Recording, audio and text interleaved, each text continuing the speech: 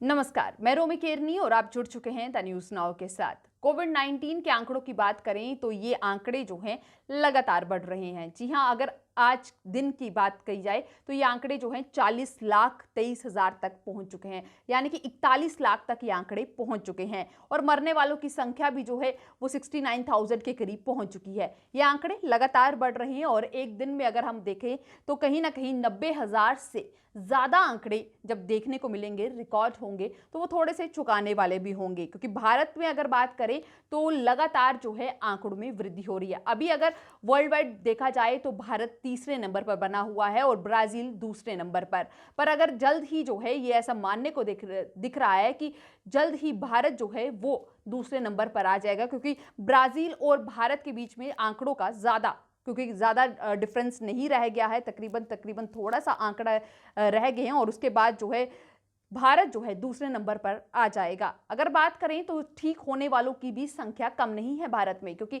लगातार जहां पर हम देख रहे हैं कि संक्रमित मरीजों का आंकड़े बढ़ रहे हैं, वहीं रिकवरी रेट में भी जो है लगातार इजाफा देखने को मिल रहा है और कुछ लोग ऐसे भी हैं जिन्हें या तो हम कह सकते हैं कि इस कोविड से बचने के उपाय नहीं पता है या वो जानबूझकर जो है ये सब चीज़ें कर रही हैं, क्योंकि हमने देखा है कि कई बार जो है लोग जानबूझकर खुद इसे बुलावा भी दे रहे हैं और इसे बचने का जो सबसे कारगर उपाय अब तक बताया जा रहा है वो है फेस मास्क, क्योंकि बार बार लोगों से हिदायत की जा रही है कि वो फेस मास्क ज़रूर पहने। जब वो क्राउडेड प्लेसेस में हैं, जब उन्हें पता है कि वो कहीं बाहर जा रहे हैं, तो वो फेस मास्क ज़रूर वेयर करें। परंतु एक सवाल ये उठता है कि क्या लोग इन चीज़ों के सवाल जो हैं जानते हैं, कई जवाब जानते हैं, उसके बावजूद ऐसा क्यों कर रहे हैं, और ऐसे कोई सवाल हैं जो लोग बार बार सर्च कर रहे हैं। हम सबसे पहले उन सवालों के बारे में बात करते हैं जो लोगों द्वारा सबसे ज़्यादा सर्च किए जा रहे हैं। इनमें सबसे बड़ा सवाल ये है कि कुछ लोग जो है एक ही मास्क को वेयर करके रखते हैं। क्या ये सही है? क्या एक ही मास्क को बार बार पहनना सही है?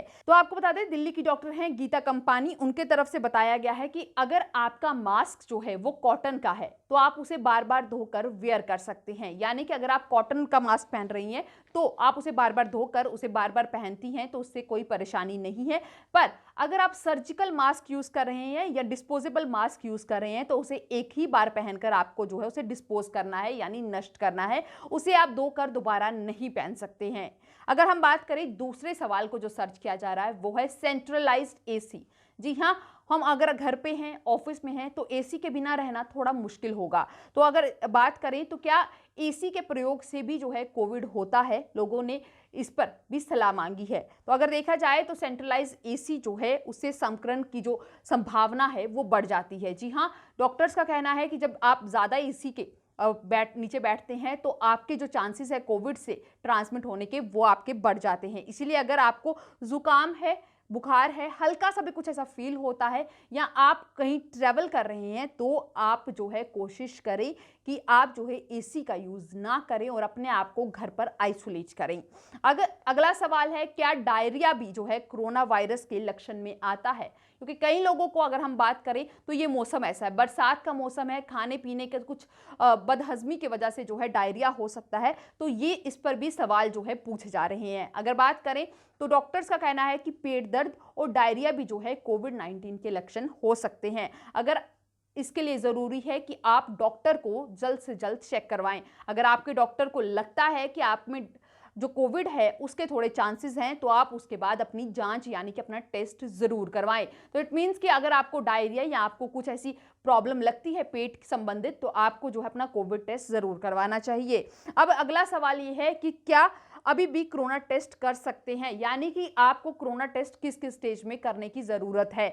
ये भी एक सवाल जो है लगातार लोगों की तरफ से पूछा जा रहा है और लोग जो है इस पर सर्च भी कर रहे हैं। स्वास्थ्य मंत्रालय की अगर बात करें तो उन्होंने कोविड टेस्ट को अब 4 अलग अलग फेजेस में बांट दिया है। सबसे पहले अगर बात करें तो कंटेनमेंट जोन के लिए उन्होंने जो बांटा है उसमें जो संक्रमित के संपर्क में आए हुए जितने भी लोग हैं उन्हें जो है पहले यहाँ तो कोई बीमारी ना हो और सिर्फ वो संपर्क में आए हैं और पहले कोई भी उनमें लक्षण नहीं देखने को मिले तो उनका पहले रैट यानी कि रैपिड एंटीजन टेस्ट जो है वो करवाया जाएगा और फिर जो है आरटी-पीसीआर टेस्ट भी करवाना जरूरी होगा। अगर दूसरे फेज की अगर बात की जाए, मंत्रालय द्वारा बताया गया है, उसमें जो है नॉन कंटेनमेंट जोन्स के बारे में बात की है, लेकिन उसमें क्या है कि वो संक्रमित केस जो संपर्क है, यानी कि जो कोविड-19 पेशेंट है उसके संपर्क में आए हैं या जो विदेशों से आए हैं, यानी कि कोई जर्नी से वापस आए हैं या कोई स्वास्थ्य कर्मी है, तो उन्हें आरटी-पीसीआर टेस्ट करवाना होगा।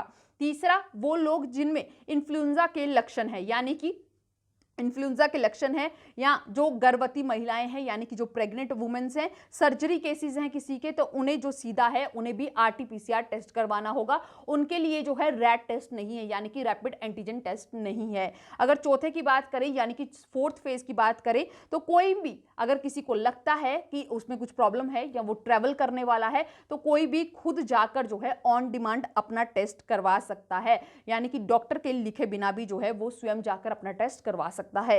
अगर हम इसके बाद सवाल की बात करें, इसके बाद एक और सवाल जो है उसके बारे में काफी ज्यादा सर्च किया जा रहा है कि क्या कोरोना काल में कपड़ों को हर दिन धोना जरूरी है, यानी कि जो आप कपड़े वेयर कर रहे हैं उन्हें रोज रोज धोना जरूरी है क्या या नहीं।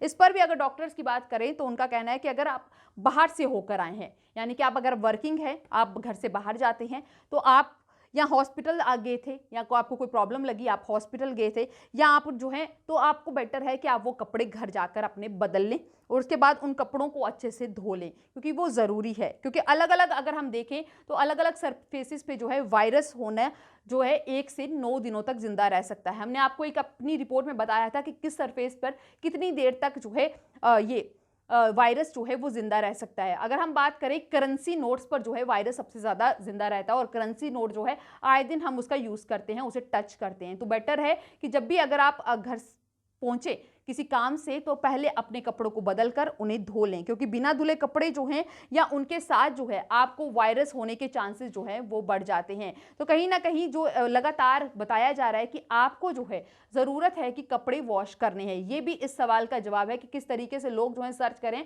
कि अगर हमने कपड़े पहने तो क्या हम दोबारा पहन लें या ना पहने। अब नेक्स्ट सवाल है कि WHO ने जिस तरीके से कहा है कि नेक्स्ट ईयर जून तक जो है वैक्सीन आने की संभावना है, तो इसे क्या समझें, या लोग अब वैक्सीन को लेकर भी सवाल करें, क्योंकि जहां पर कोविड-19 के आंकड़ों में वृद्धि हो रही है, तो लोगों को अब यह है कि कब इसकी वैक्सीन आएगी, कब हम जो है जल्द से जल्द हम इससे छुटकारा मिल पाएगा। तो कहीं जो है अगर देखा जाए वैक्सीन को लेकर जो है अलग अलग देशों में ट्रायल चल रहे हैं, बहुत सारी वैक्सीन जो है फेज 3 के ट्रायल में पहुंच भी गई हैं। अब देखना ये होगा कि कौन सी वैक्सीन जो है सबसे ज्यादा प्रभावी है। जी हाँ, डॉक्टर्स का ये कहना है कि जो प्रभाव है या लोगों पर वो किस तरीके से काम करती है वो देखना जरूरी है, क्योंकि अगर हम देखें तो वैक्सीन कितने दिनों तक लोगों को सुरक्षित रखती है ये देखना जरूरी है। और अगर वैक्सीन सभी चरणों के गुजरने के बाद बाजार में लाई जाती है तो वो बेटर होगा। अभी जो वैक्सीन है उसके लिए थोड़ा इंतजार जो है वो करना होगा, क्योंकि विदाउट ट्रायल्स जो है वैक्सीन को बाजार में नहीं लाया जाएगा।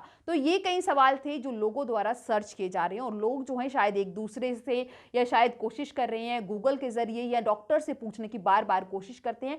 ये कुछ ऐसे सवाल थे जिनके जवाब मैंने आप तक पहुंचाए। तो हमारी इस रिपोर्ट में बस इतना ही। आप बने रहें द न्यूज़ नाउ के साथ बाकी अपडेट्स के लिए।